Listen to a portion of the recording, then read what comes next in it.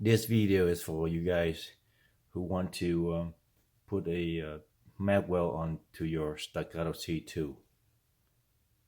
The Staccato C2 came with the 16 round magazine and with the aluminum base.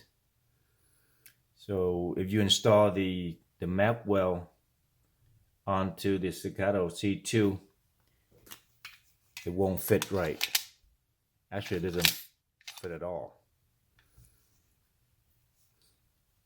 So I found that the base plate from the 17 round magazine that came with my DVC-P,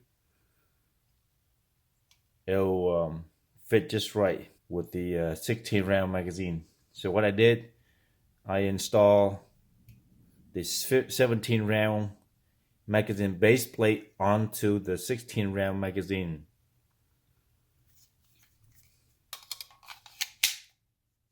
And it sit really nice.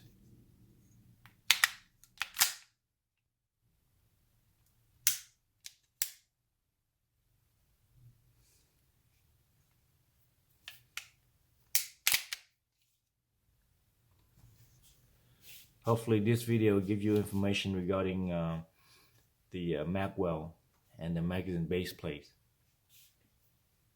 Thank you for watching.